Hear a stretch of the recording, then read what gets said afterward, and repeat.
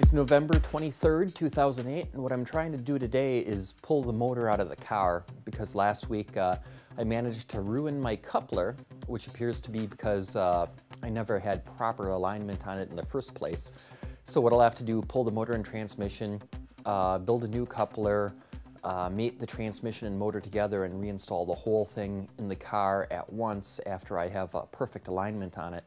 So first thing I'm going to be doing here is labeling the, disconnect the battery pack, then label the cables going to the motor, and then pull the motor out of the car so that I can examine the coupler and see what I got to do next.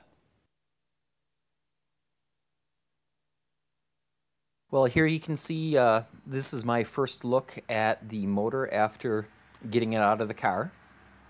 Here you can see the teeth on the coupler are substantially worn down, and it looks like the front edges are all worn, but then like right here, the pattern of it looks like once it got down so far it snapped right off, and that's what happened when I was driving this, and all of a sudden I didn't have any power anymore. It looks like that part just went and popped right off.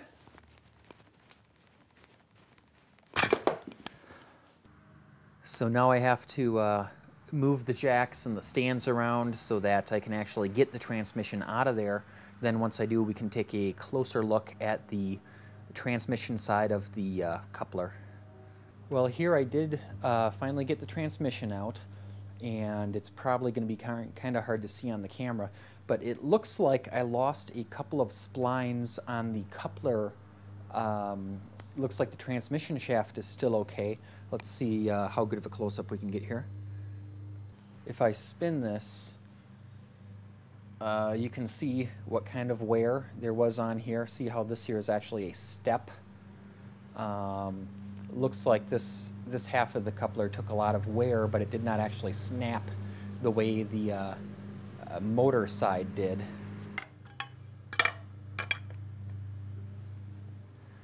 With some work, I was able to get the transmission half of the coupler off of the transmission, and it was built doing the same style as the other half of the coupler, where a Lovejoy coupler was machined down with a step, had a turned down version of, in this case, what was an old Electro-Metro clutch plate, just the center part turned down, inserted in there, and welded. Now, if you look inside, see that little bit that's sticking up that looks kind of like a pine needle? Right towards the bottom, right there. That is actually one of the splines from the original clutch plate hub. And almost all of the splines on the inside of this are stripped off. So in this case, the Lovejoy fingers didn't fail, although they're heavily worn. Neither did the weld or the machining, but actually the metal itself going up against the driven shaft of the transmission, and I don't know of any way that you can make that stuff any more solid.